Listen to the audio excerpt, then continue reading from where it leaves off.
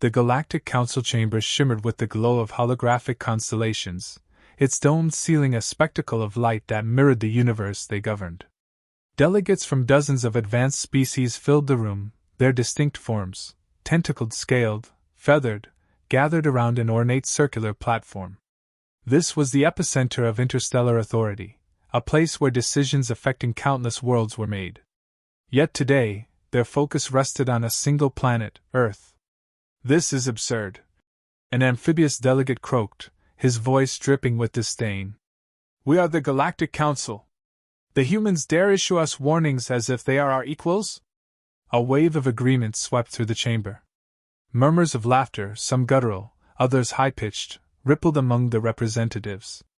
Earth, after all, was a relatively new player on the galactic stage, a species that had barely scraped together a functioning interstellar presence. "Their audacity is amusing," hissed a serpentine figure with iridescent scales. "To presume they can dictate terms to us. They lack the sophistication to even comprehend the scope of our technology." At the center of the chamber stood Earth's lone representative, a tall figure in a simple black uniform. The human ambassador's face was expressionless, but their voice carried the weight of resolve. "Earth has no interest in conflict. We have said this before, and we say it again now, the Arcturus system is critical to our survival. Do not mine its resources, and do not encroach further into our territory. This is not a negotiation, it is a warning." The room erupted in derision. "Do you truly believe?" sneered an avian delegate, its plumage bristling in irritation. "That your planet can stand against the combined might of this council? You are children playing with fire." The ambassador's eyes, calm but unwavering, scanned the crowd. "Children learn quickly when survival is at stake. You've underestimated us before. Do not do so again." A mammalian delegate with silver fur leaned forward, baring sharp teeth in a mocking grin. "We have tolerated your insolence long enough. You have 30 planetary rotations to retract your claim, or we will proceed with our operations." The humans stepped closer to the platform's edge, their presence unyielding amidst the towering figures around them. "If you do not heed this warning, you will force us to act. And when we do, you will have no one to blame but yourselves." The room fell silent for a moment, the ambassador's words hanging heavy in the air. Then came the laughter, a cacophony of contempt from beings who had long seen Earth as little more than a backwater outpost. "You threaten us with riddles and bravado," grumbled the hulking, armored delegate whose species had dominated entire star systems. "What could you possibly have that we cannot crush?" The ambassador's gaze lingered on the speaker before sweeping over the assembly. "We have nothing to prove. But you will see the truth too late."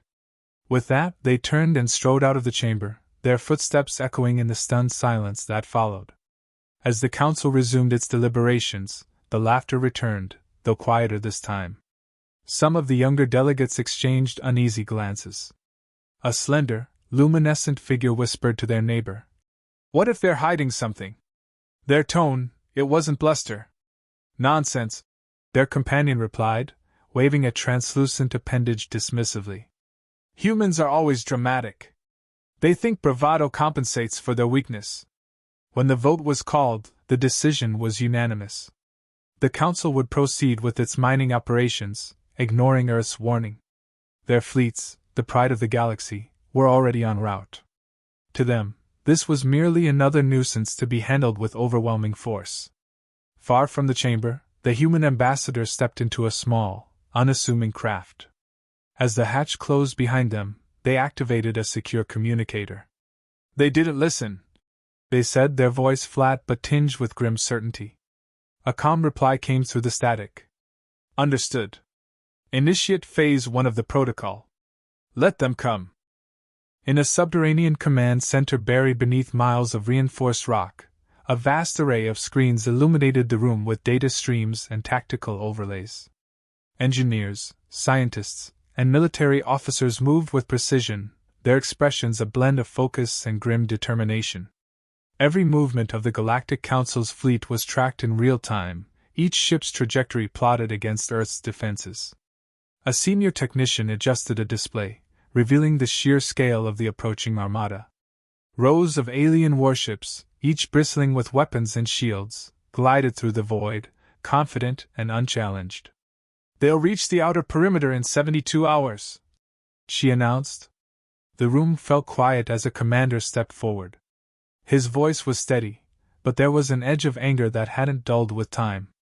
"They've ignored every warning. They think we're powerless, like we were 30 years ago." A brief flashback played in his mind, the smoking ruins of a major city, its skyline shattered by the first alien incursion. Humanity's early encounters with the galactic powers had been devastating, each loss a grim reminder of how unprepared they had been for the realities of interstellar conflict. But humanity had learned. The pain of those years had forged them into something sharper, more unified.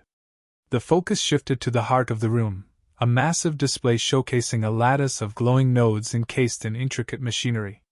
This was the culmination of decades of effort, the Oblivion Protocol, a system born not from conquest, but survival.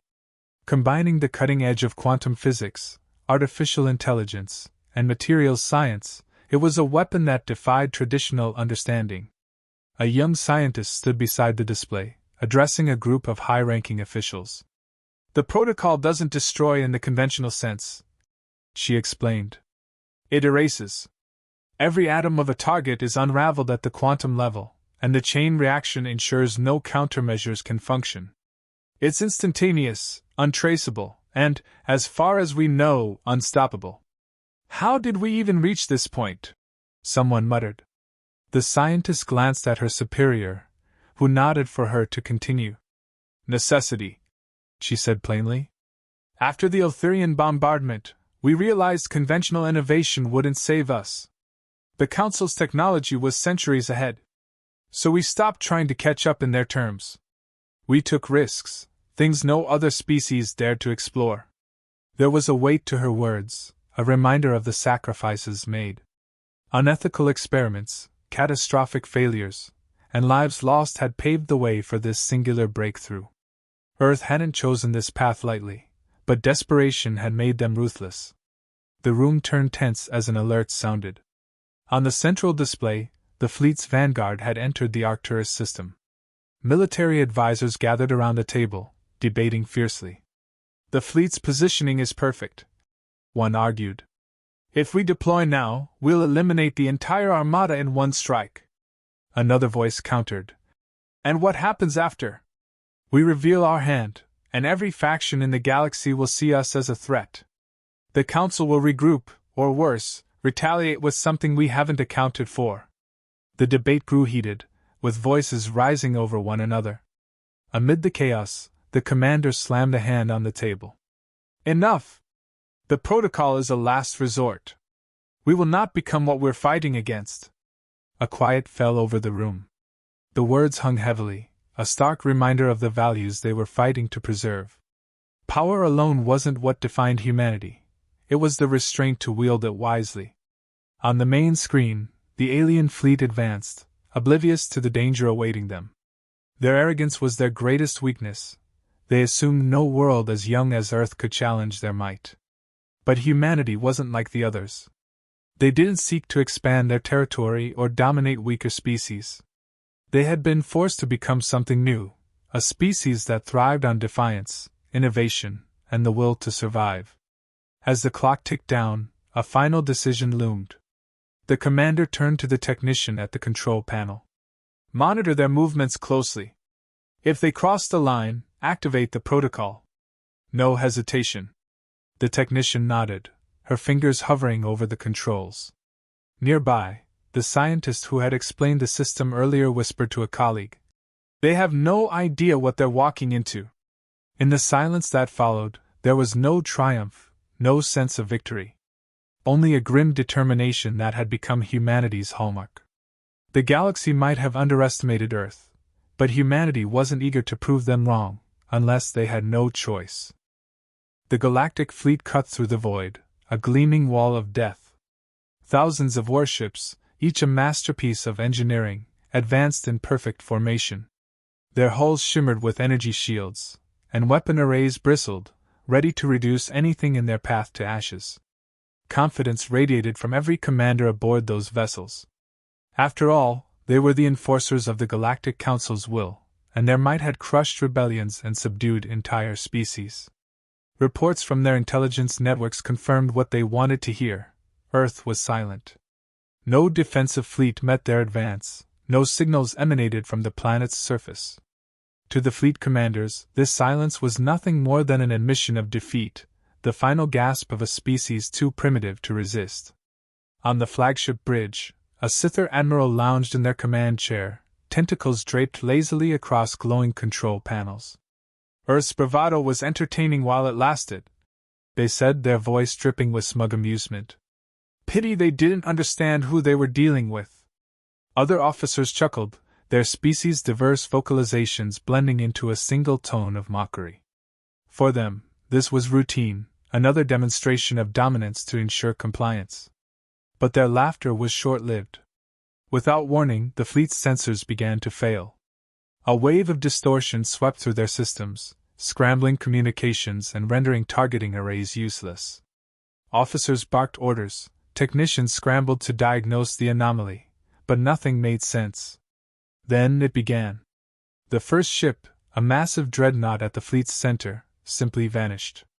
There was no explosion, no energy discharge, only the faintest ripple in the surrounding space where it had been. Before panic could take hold, dozens of other ships followed, their immense forms disintegrating in eerie silence. From the observation decks, what was left of the fleet watched in stunned disbelief. The annihilation was surreal, almost beautiful.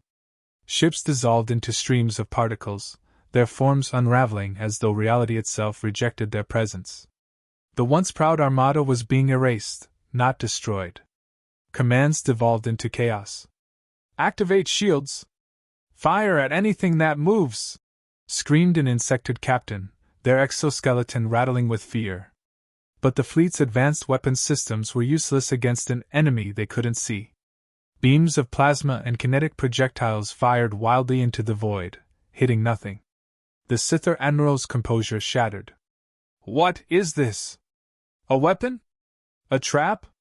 Find the source!" They turned to their tactical officer, only to see their subordinate staring blankly at a monitor displaying nothing but static. Far away, in a secure Galactic Council observation station, high-ranking delegates watched the carnage unfold. Their faces, scaled, furred, and feathered, reflected horror and disbelief.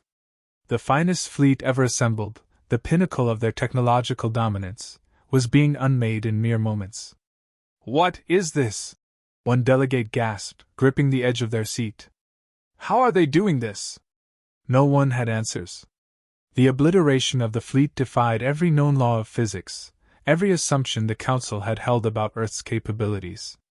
On the battlefield, the few remaining ships attempted to retreat, engines flaring desperately as they tried to escape the unseen force. But it was too late. One by one, the vessels vanished, leaving no trace of their existence.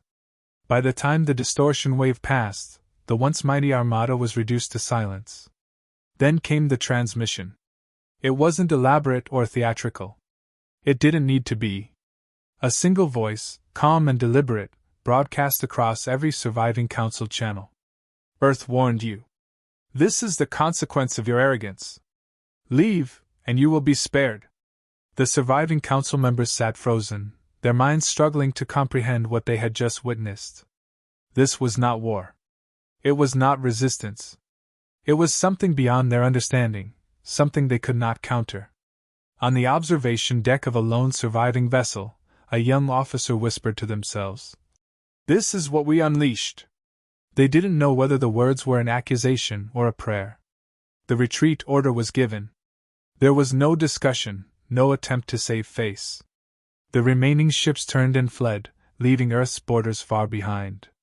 The Council had made a fatal mistake, and now they knew it. For the first time in centuries, the Galactic Council faced a truth they could not ignore. Humanity was no longer prey. The Galactic Council's emergency chamber was a far cry from its usual grandeur. Gone was the confident air of supremacy, replaced by a suffocating tension. Delegates from across the galaxy gathered in haste, their once pristine robes and armor disheveled, their voices rising in panicked argument. "This is a disaster!" bellowed an armored delegate, their booming voice cutting through the din. "An entire fleet, gone. How do we even begin to explain this to our people?" A luminescent delegate glared at them, their glow dimmed in agitation. "Explain? We should be preparing for retaliation. Earth has shown its true colors. They're more dangerous than we ever imagined." "Retaliate?" snapped an amphibious delegate, their translucent skin flushing angrily. "With what? Our weapons were useless against them. Are you proposing we throw more fleets into the void to meet the same fate?" The chamber descended into chaos, accusations flying in every direction. Some blamed the Council for underestimating Earth. Others argued that Earth's response had been unprovoked, a disproportionate act of aggression. In a corner of the room, a younger delegate from a lesser power spoke hesitantly. "Perhaps we were the aggressors," they said, their voice barely audible over the din. "Earth warned us repeatedly. We ignored them." The statement drew glares from the larger factions, but it also caused several others to pause. The silence grew heavy as the weight of the truth settled over them. "Then what do we do now?" murmured an elder delegate, their voice trembling. "Submit to them? Beg for mercy?" "Diplomacy," said a new voice, firm and resolute.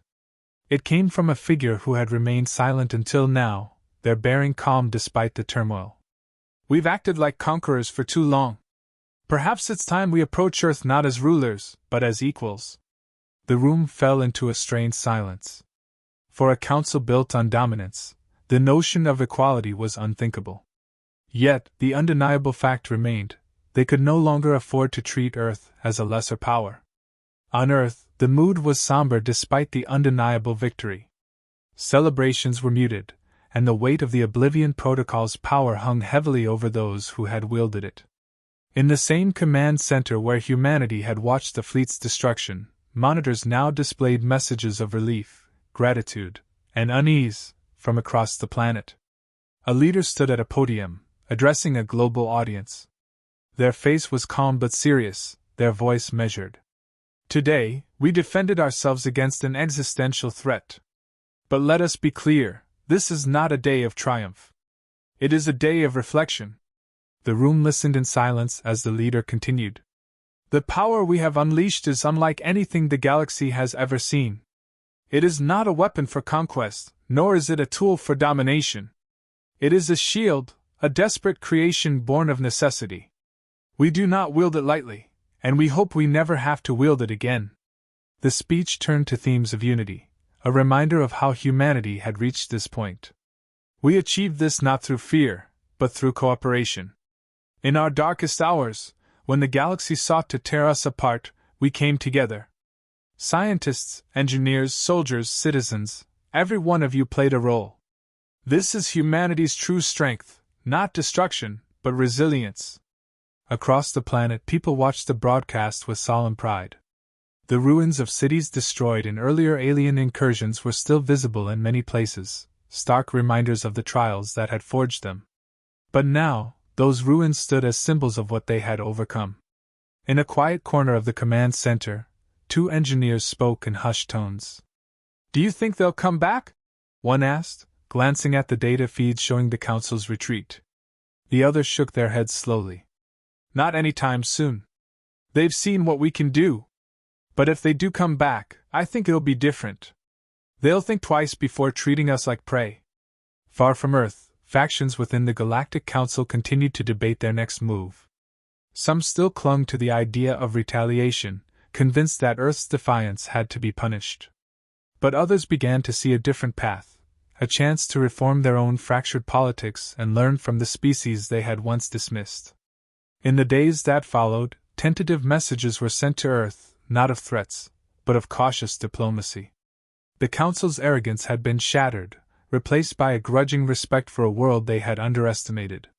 Humanity, for its part, responded carefully. They had no desire to become the tyrants they had fought against. Instead, they sought to use their newfound position to advocate for change, challenging the imperialistic tendencies of the Council and offering a vision of cooperation rather than domination. As Earth's leader had said, this was not a day of triumph. It was a beginning, a chance to shape a future where strength was tempered with wisdom and power with responsibility. Humanity had risen, not to conquer, but to survive. And in their survival, they had shown the galaxy something it had forgotten: the indomitable spirit of a species united. The Galactic Council's delegation arrived in Earth's orbit under heavy scrutiny. Their ships, once the embodiment of arrogance, now bore a humble presence. Stripped of their menacing postures, they carried emissaries tasked with salvaging relations after the Council's catastrophic miscalculation. In the chambers of Earth's governing body, a rare face-to-face meeting took place. The Council's lead diplomat, a venerable insectoid with silvery chitin dulled by stress, bowed slightly, a gesture never before extended to any species outside the Council. "We come not as conquerors," the diplomat began, their voice reverberating through the translation matrix, "but as seekers of peace. The events we witnessed have reshaped our understanding of Earth and its people." The human representatives listened in stoic silence. It was not out of arrogance, but a careful exercise of restraint. The destruction of the fleet had given Earth leverage, but it was not leverage they intended to wield recklessly. "Our demands are simple," the human leader finally replied, their tone even but firm. "Galactic law must be reformed. Sovereign territories are to be respected. Resource exploitation without consent ends today. The era of unchecked Council dominance is over." The Council's delegation exchanged uneasy glances. These demands were unprecedented, striking at the very foundation of their authority. Yet they knew they had little choice. "We will convene with the Council to propose these changes," the diplomat said cautiously. "But know that there are factions among us who may resist such reforms." "We anticipated as much," the human leader replied, a hint of steel in their voice. "Earth does not seek war, but we will not tolerate injustice.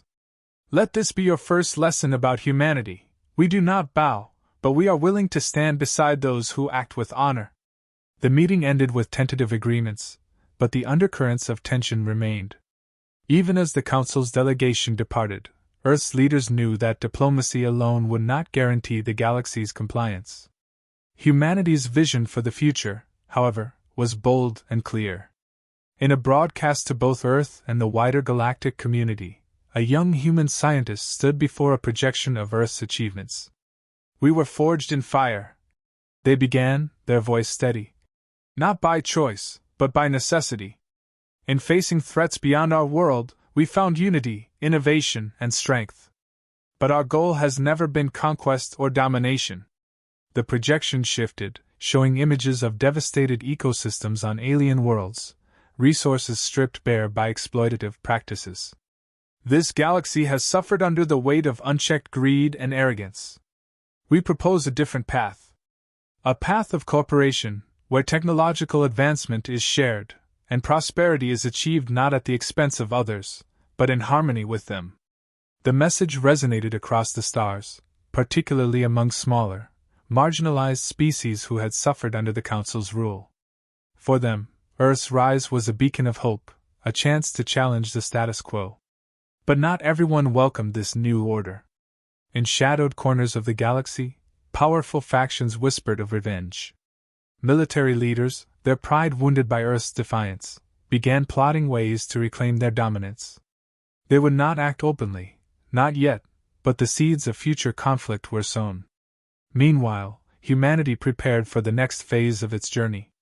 Earth's fleet, still modest in size compared to the Council's remnants, patrolled the outer reaches of their territory. Each ship bristled with cutting-edge technology, a testament to humanity's ability to turn adversity into strength. Aboard one of these ships, a human commander stood on the observation deck, gazing at the vast expanse of stars. Their thoughts were heavy with the knowledge of what had been gained, and what it had cost.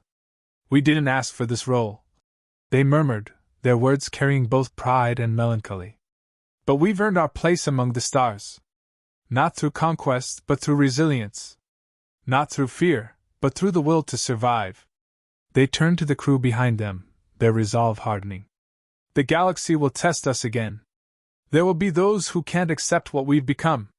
But we are ready." Far beyond the edges of human space, a distant star flared ominously. The light reached no one's eyes, but its significance was felt.